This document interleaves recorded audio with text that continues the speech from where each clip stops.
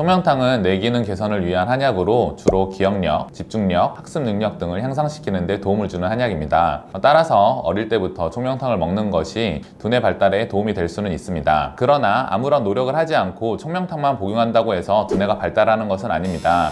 시험이나 무대 등 집중력이 필요한 시기에 주요하고 머리를 많이 쓸 때 피로도를 덜하게 주는 약이라고 생각하고 보조적으로 사용하시면 좋을 것 같습니다.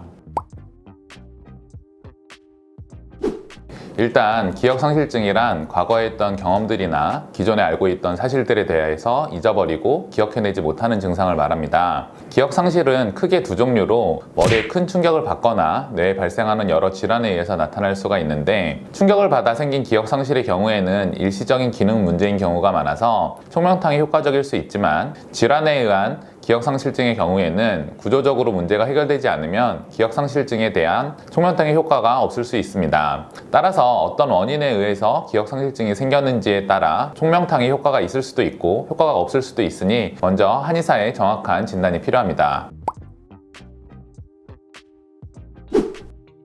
이거는 어떤 목표를 설정하느냐에 따라서 다를 수 있는데, 단기적으로 집중이 필요한 중간고사나 기말고사 이런 경우에는 한 2주 정도 단기적으로 복용할 수도 있고요. 수능과 각종 국가고시 같은 큰 시험의 경우에는 3개월에서 6개월 정도 장복하는 경우도 있습니다. 그래서 따라서 내가 어떤 상황에 처했고 또 어떤 것을 목표로 하는지에 따라서 한의사와 어떤 기간을 좀 정하고 그 기간 동안 총명탕을 복용하시는 게 효과적으로 볼 수 있습니다. 총명탕을 저희가 이제 복용을 시킬 때 기간에 따라서 이제 집중력을 높일 때가 있고, 어떤 시험을 보고 나서는 오히려 몸의 긴장을 풀고 회복을 도와주는 그런 약을 복용시키기도 하거든요. 그래서 시험 전에 먹는 약, 또 시험 당일에 먹는 약, 시험 후에 먹는 약을 좀 나눠서 복용하고 있으니까 한의사가 설명하는 거에 따라서 복용을 잘 해주시면 될 것 같습니다.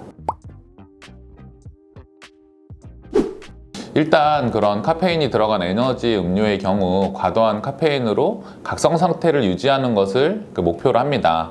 단기간 동안에 잠을 자지 않고 일을 해야 할 때는 그런 카페인 음료가 졸음을 방지하는 것에 효과적일 수는 있는데, 이는 사실 오늘의 피로를 내일로 일시적으로 미루는 그런 일시방편일 뿐이고, 이게 점차 누적된다면 몸은 오히려 더 체력이 약해지고 집중력은 더 낮아질 수 있습니다. 총명탕의 경우에는 궁극적으로는 우리가 시험을 잘 보기 위한 것이고, 이거는 사실 하루 단기간에 그런 투자로 얻어지는 결과는 아닙니다. 그래서 어떤 시험인지에 따라서 미리 1주 전, 2주 전에 미리 공부를 하면서 내가 집중력을 높이겠다 이런 목표를 가질 때 총명탕을 복용하게 되는 거니까 그에 따라서 복용을 하시면 더 좋을 것 같습니다.